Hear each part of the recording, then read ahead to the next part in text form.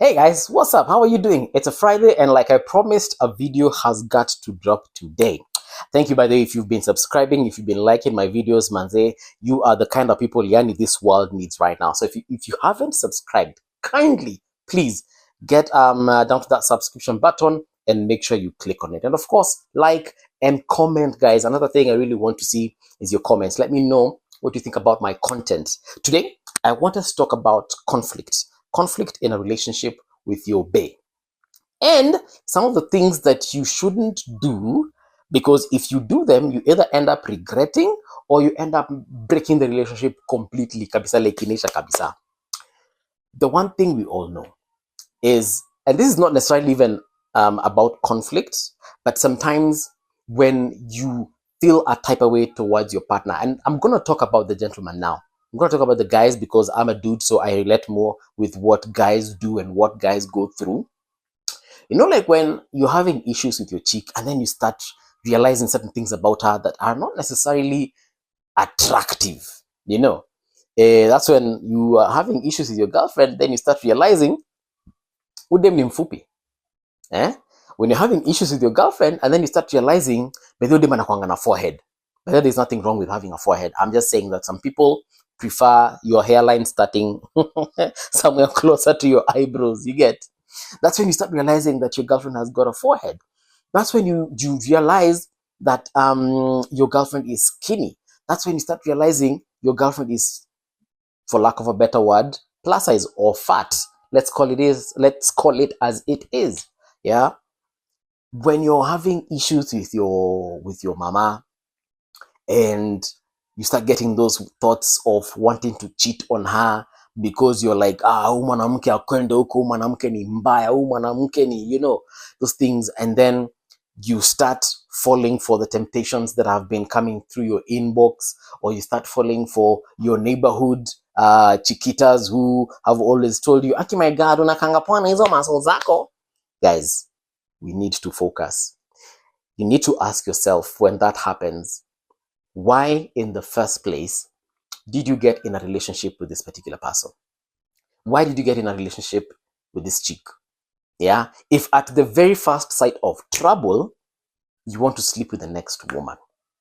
By the way, if you're in that situation, chances are, and I know this might not augur well with a lot of you, but if you're in that situation where every single time you have a fight with your wife or your girlfriend, the first thing that comes to your mind is, I could have had a better time with so-and-so. If I were with so-and-so, we wouldn't be having this fight. If I were with Fulani, she wouldn't have answered me in the same way. If I was with that chick across the road, she wouldn't have told me the things that you've just told me. If you ever start thinking of your relationship in that type of way, chances are, and this is a very high chance, chances are you honestly do not like your chick. Yeah. Let that marinate for a minute. Let it sink in. If you have fought with your wife, if you have fought with your girlfriend, and fighting is normal, okay? Even at 70 years old, you guys will fight. Yeah, maybe the intensity of the fight is what will change. But even at 90 years old, you will fight. And if every time you fight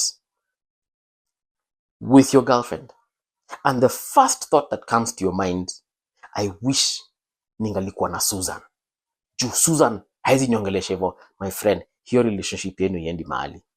Yes, because the first thing that should come to your mind when you're having a conflict with your babe is, how do we solve this? How do we make things turn around? If, for example, you guys are arguing about, what do people argue about?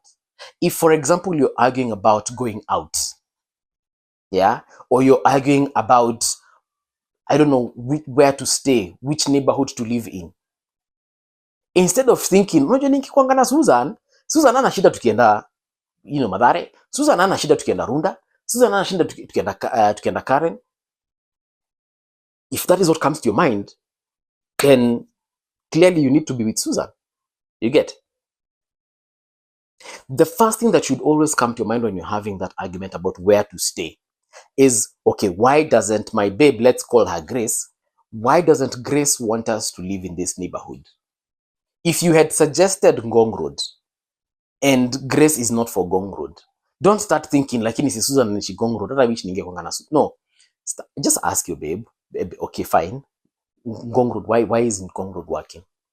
Susan should not feature anywhere in your mind. Susan shouldn't be there at all. Because the moment you allow Susan into your mind, then Grace starts looking like,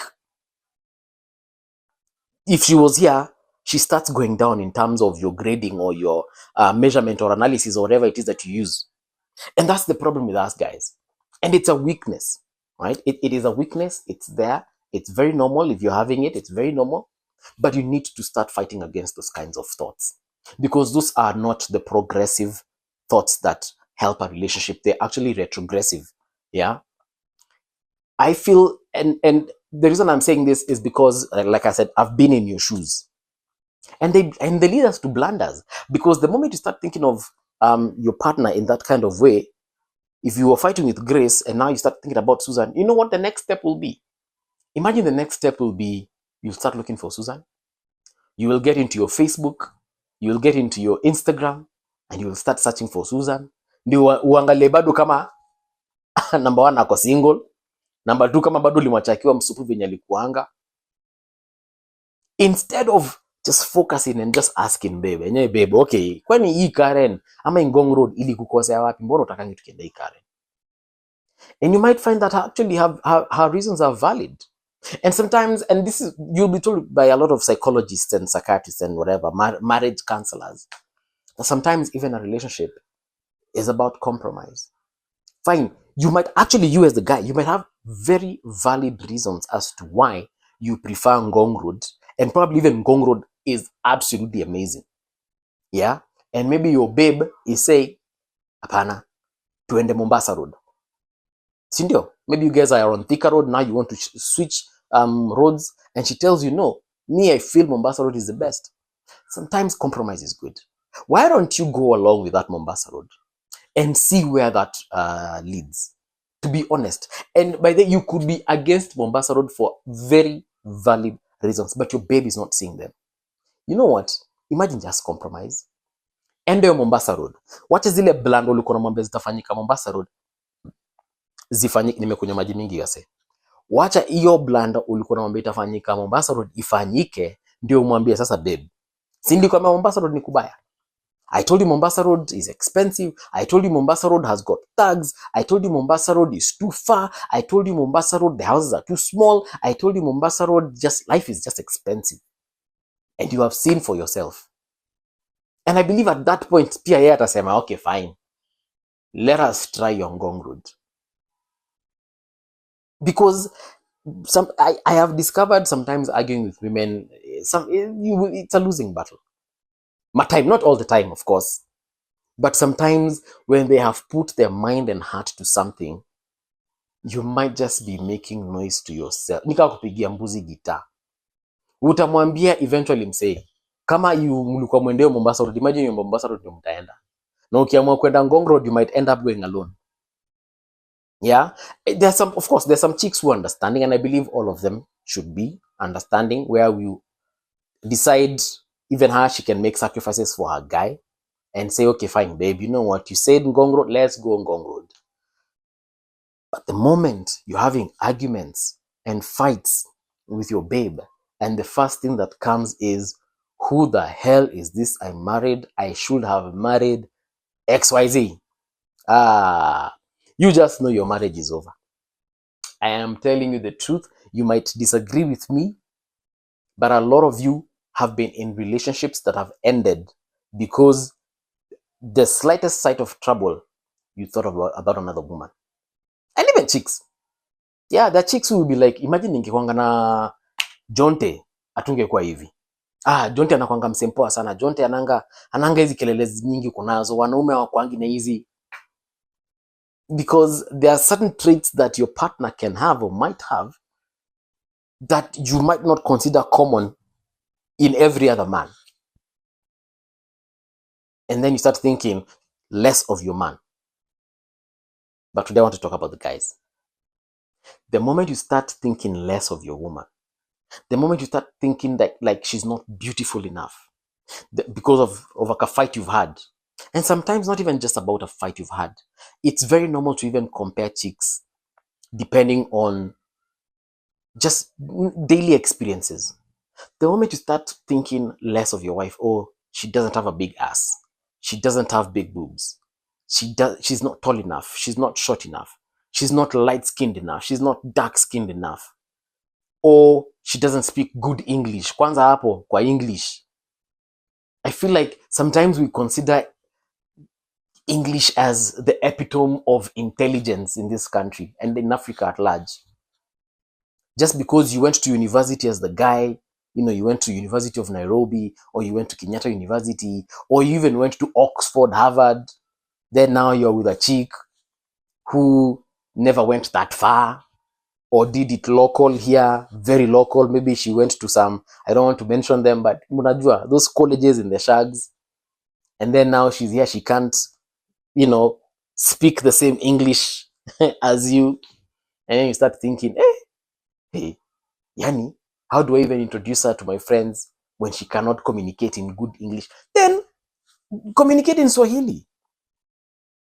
But I don't feel like you need to start looking at your partner in a different way just because she doesn't fit in a particular box that you've chosen for her. And if that is the case, I always tell people, imagine you do not have to be with that person. Usitese msichana wa wenyewe kwa sababu sasa she's not tall enough. I mean, she was created by God that way. Usitese msichana wa wenyewe because nyuma yake ni ndogo kuliko hiyo nyuma ya 3 of your ex-girlfriends. If you want a chick who's got a big ass, imagine just go for a chick that has got a big ass and stop disturbing this other chick that was created the way she was created. I just feel like we need to start rethinking the way we approach our relationships. And the reason I'm saying this is because I have conversations every single day with a lot of people. And some of the things that come up in our conversations, especially when it comes to relationships, I just feel like people are getting it wrong. Not that I am perfect, because I have made a lot of mistakes in my life. I wish I had this information that I'm giving you guys right now, like 15 years ago. It would have saved me a lot of heartache. It would have saved me a lot of money, because I've spent so much money looking for the wrong thing or the wrong things in chicks. And I probably would have settled way long, like kitambo sana. And not to mean that even when you have discovered these things that I'm telling you that, oh, you're still going to have a perfect relationship. No, it just depends on how you approach it, how you approach your conflicts, how you approach resolving those particular conflicts. Because sometimes our immediate instinct, especially when it comes to conflict, is number one, a lot of us will either choose fight or flight. Fight is where you stick in there and continue with the argument, or you sometimes even get physical. Flight is where you decide, this is not for me, and you bounce. And sometimes even flight is good, where you just take off because it gives you time to go and think and cool, come back, and now face the situation afresh and deal with it with a different perspective where there's no anger. You probably have a fresh perspective. You get? Sometimes also you can decide to meet it head on. But at no point in flight or fight should you think less of your partner or start comparing your partner with someone else. Because if you do compare, of course your partner will lose. Of course. Hata wewe akianza kukucompare na watu wengine, you will lose. If you're fat and she starts thinking of people who are well built, they've been going to the gym, you will lose. If she starts thinking of you as someone who doesn't have hair, you're bald, of course you will lose. If you're bald-headed and she wants, or she feels like someone who has got hair looks, you will lose. If she starts thinking of someone of a different tribe, of course you will lose. But you always need to remember what brought you together in the first place? What attracted you to this person? And I learned this actually when I was doing my when I was on TV as a TV presenter and producer. I met marriage counselors who told me that every time you have a fight with your partner, instead of thinking of the negative things about this person, just ask yourself, what is that one thing that attracted me to this person? Then work from it. Work from that particular point. Work it out from that particular point. So I wish you all the best. If you're currently fighting with your partner, pole sana. These things are very normal. But remember, you chose that person for a reason. All the best.